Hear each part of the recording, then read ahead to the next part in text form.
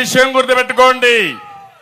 అబ్దుల్ సలీం నంద్యాల్లో భార్య భర్త ఇద్దరు పిల్లలు వేధిస్తే వేధింపులు తట్టుకోలేక ఏం చేయాలని అర్థం కాకుండా అనేక మందికి ఫిర్యాదులు చేస్తే కడాన వాళ్ళు వేధించి భరించలేక భర్త ఆలోచించాడు, నేను చనిపోతాను, మా భార్య వీళ్ళుంటారని.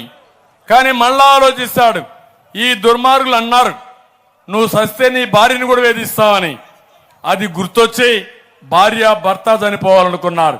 ఇద్దరు చనిపోతే ఈ పిల్లల్ని ఎవరు చూసుకుంటారు, అనాథలైపోతాను ఆలోచించి మనస్థిమితం చేసుకుని జీవితం మీద ఆశ లేకుండా నలుగురు పోయి రైల్వే ట్రాక్ కి పిల్లల్ని కట్టేసి బలవంతంగా ఇద్దరు చనిపోయారంటే ఇది నాగరిక ప్రపంచం. తమ్ముళ్ళు మిమ్మల్ని అడుగుతున్నా, బాధ అనిపించదా మీకు? ఇలాంటి జరిగినప్పుడు ఏ మనిషికైనా బాధ అనిపించదా అని అడుగుతున్నా నేను. నిన్ననే ఈస్ట్ గోదావరి జిల్లాలో ఒక శివాలయంలో పనిచేసే వ్యక్తి ఒక వైసీపీ నాయకుడు ఇష్టానుసారంగా బూతులు తిట్టు కొడతాడు. దేనికి కొట్టాడు? ఆయన చెప్పినట్టు పూజ చేయలేదని. దేవుని దగ్గరికి పోయినప్పుడు భక్తి దేవుడి పైన ఉండాలి కానీ పూజారుల పైన పెత్తనం చేశారంటే ఈ రాష్ట్రంలో ఎవ్వరికి కూడా రక్షణ లేదు.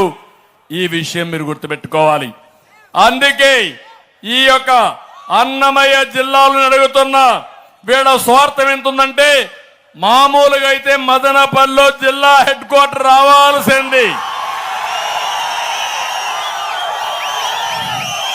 నేను అందుకే హామీ ఇస్తున్నా, మదనపల్లి జిల్లా హెడ్ క్వార్టర్ చేసే బాధ్యత నాది.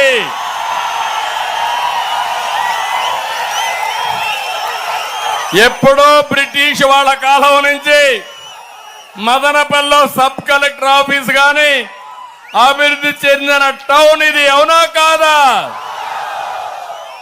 మీకు దోపిడీకి మదనపల్లి కావాలి, అభివృద్ధికి మాత్రం అవసరం లేదు. అది చేసే బాధ్యత మాదని మరొక్కసారి మీ అందరికీ విజ్ఞప్తి చేస్తున్నా. కడాన ఈ దుర్మార్గుడు పనిచూస్తే లీటర్ పాల్లో కూడా 20 రూపాయలు కొట్టేశాడు. ఇది భయంకరంగా చేశాడు. ఆవులాపల్లి రిజర్వాయర్ అనుమతులు లేకుండా 600 కోట్ల రూపాయలు తీసేసుకున్నాడు. ఇలాంటి 600 మంది మా తమ్ముళ్ల పైన కేసులు పెట్టే పరిస్థితికి వచ్చాడు. ఏది ఏమైనా నేను ఒకటే హామీ ఇస్తున్నా, దీనికి న్యాయం చేసే బాధ్యత తీసుకుంటాం. మైనారిటీ హక్కులు పరిరక్షిస్తాం. సమ్మర్ స్టోరేజ్ ట్యాంక్ను వెంటనే పూర్తి చేసే బాధ్యత తీసుకొని మళ్ళీ మీ అందరికీ నీటి ఎద్దడి లేకుండా 24 గంటలు అవసరమైతే నీరిచ్చే విధానానికి శ్రీకారం చుడతాం. అందరి నీవా పూర్తి చేస్తాం. దేవాలయ భూములని సంరక్షిస్తాం. అభివృద్ధి ధ్యేయంగా మైనారిటీ వక్ఫ్ బోర్డు ఆస్తులు కాపాడుతాం. మదనపల్లి స్కూలు కాలేజీ నిర్మించి ఒక మంచి ఎడ్యుకేషన్ హబ్గా, ఎప్పుడో బెసెంట్ కాలేజ్ ఉంది, ఇది ఒక మంచి టౌన్, ఇది దీన్ని అభివృద్ధి చేయాలి. నిరుద్యోగులందరికీ ఉద్యోగాలు వచ్చేట్టుగా చేస్తాం. మదనపల్లి టౌన్కి భూగర్భ డ్రైనేజ్ కావాలి, అది కూడా చేస్తాం. సిటిఎం రోడ్డు వద్ద మంజునాథ స్వామి గుడి వద్ద వరద నీరు పోటుకు హై లెవెల్ బ్రిడ్జ్ నిర్మాణం చేయాలన్నా అది కూడా చేస్తాం. జగన్ ప్రభుత్వం వల్ల వైద్య ఆరోగ్య పరిస్థితులు బాగా క్షీణించిపోయినాయి, ఇవన్నీ చేస్తాం. పాడైన రోడ్లు కానీ డ్రైనేజ్ కాలువలు పూర్తి చేస్తాం. పట్టణాభివృద్ధికి పూర్తిగా సహకరించే బాధ్యత మాదని నేను మీరు ఒక్కసారి విన్నవిస్తున్నా. ఈ సందర్భంలో ఇంకొక విషయం కూడా మీరు గుర్తుపెట్టుకోవాల్సింది, ఇక్కడ కూడా వీళ్ళు ఇష్ట ప్రకారం అవినీతి చేస్తున్నారు. మదనపల్లిలో ఆస్తులన్నీ కబ్జా చేస్తున్నారు.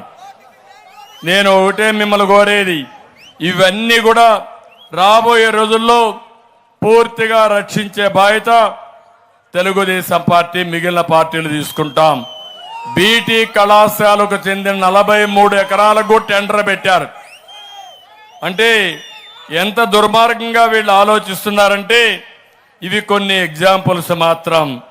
ఇంకో పక్క ఇక్కడ విద్యుత్ కార్మికులకు చెందిన 30 కోట్లు విలువైన 5 ఎకరాల భూమిని కూడా వీళ్ళు కొట్టేయాలని ప్రయత్నం చేశారు.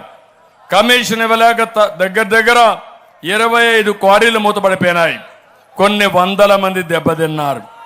ఎక్కడ చూసినా అవినీతి తప్ప ఇంకోటి కాదు. నేను ఈ సందర్భంగా అందరికి విజ్ఞప్తి చేసేది, ఈరోజు 3 పార్టీలు కలిశాం. దేనికి కలిశామో అర్థం చేసుకోవాల్సిందిగా నేను కోరుతున్నా. ఎప్పుడు కూడా జనసేన అధినేత పవన్ కళ్యాణ్ గారు ఒకటి చెప్పేవాడు,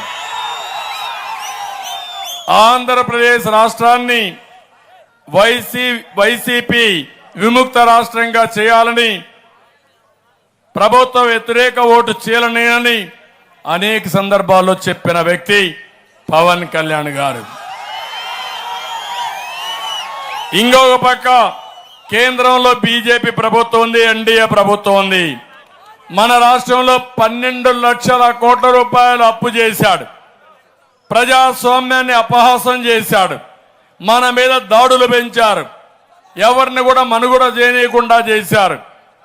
ఈయనకి ఇచ్చిన అధికారాన్ని సద్వినియోగం చేయకుండా ప్రత్యేక హోదా గాలి కుదిలిపెట్టాడు.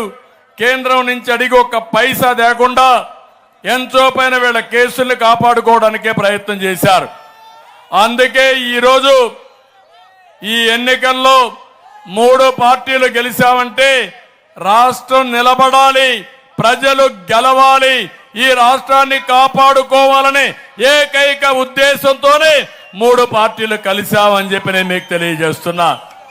మళ్ళా రేపు నేను ముఖ్యమంత్రి అయినా కేంద్రం సహకారం లేకపోతే నేను పింఛన్లు కానీ అభివృద్ధి కానీ ఏమీ చేయలేకపోతే రాష్ట్రం నష్టపోతుంది.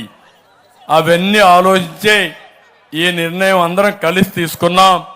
3 జెండాలు వేరే గాని అజెండా మాత్రం ఒకే ఒక అజెండా. ఆ అజెండా ఈ రాష్ట్రాన్ని కాపాడుకోవడం, రాష్ట్ర అభివృద్ధి చేయడం. దీనికోసమే ముందుకు వస్తున్నాం.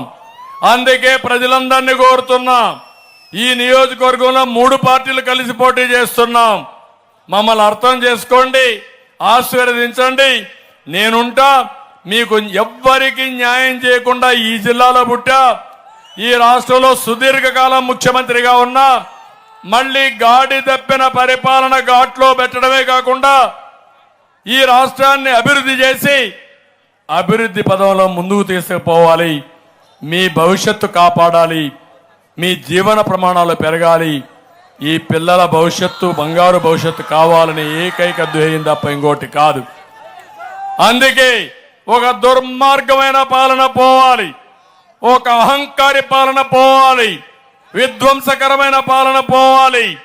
ఎక్కడికక్కడ బాధుడు మన మీద వేసి రాష్ట్రాన్ని దోపిడీ చేసిన వ్యక్తి పాలన ఇంటికి పంపించాల్సిన అవసరం ఉంది. నేను అడుగుతున్నా మిమ్మల్ని అందరినీ, మనం ఎవ్వరూ బాగుపడలేదు. ఈ రాష్ట్రంలో ఒకే ఒక వ్యక్తి బాగుపడిన వ్యక్తి ఎవరు తమ్ముళ్ళు అని మిమ్మల్ని అడుగుతున్నా. అలాంటి పరిపాలన మనకు కావాలా అని మిమ్మల్ని అడుగుతున్నా. అందుకే నేను మిమ్మల్ని కోరుతున్నా, ఇవన్నీ కూడా మీరు ఆలోచించి ప్రజలు గెలవాలి, రాష్ట్రం నిలబడాలి, దీనికి అందరం ముందుకు రావాల్సిందిగా నేను కోరుకుంటూ, ఇప్పుడు కాపు బలిజ కమ్యూనిటీ హాల్ కూడా కావాలన్నారు, అది కూడా చేద్దాం. ఇవన్నీ కూడా చేసి మీ రుణం తీర్చుకుంటానని మరొక్కసారి మీ అందరికీ హామీ ఇస్తూ, ఈరోజు నేను మదనపల్లికి వచ్చినప్పుడు బ్రహ్మాండంగా స్పందించిన మిమ్మల్ని అందరినీ పేరు పేరున మనస్ఫూర్తిగా అభినందిస్తూ, మీకోసం వచ్చాం. మొదటి రోజు చూశాను, బ్రహ్మాండంగా స్పందించారు. ఈ స్పందన 47 రోజులు ఉండాలి.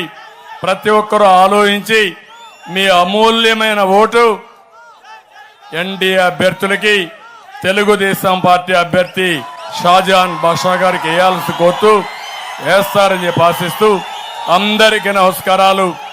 జై హింద్, జై తెలుగుదేశం, జై ఎన్డీఏ.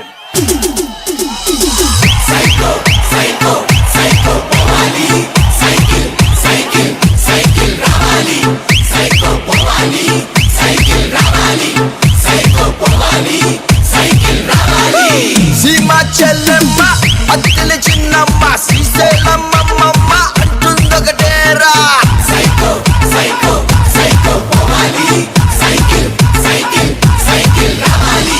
కాలేజ్ కుర్రాడు చేతిలో ముసలోడు బడిలో గుడ్డోడి స్లోగన్ ఒకటేరా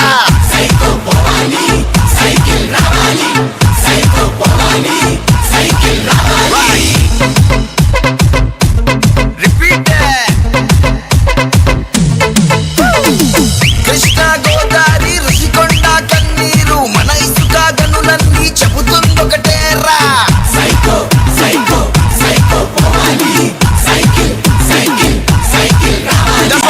తిరుమల వెంకన్న ఇది చూసిన తర్వాత నాకు అర్థమైంది ఈ ప్రభుత్వం పైన మీకు కోపం ఉంది, కసి ఉంది, అది కక్షగా మారుతా ఉంది. ఎప్పుడు ఎన్నికలు పెట్టినా చిత్తుగా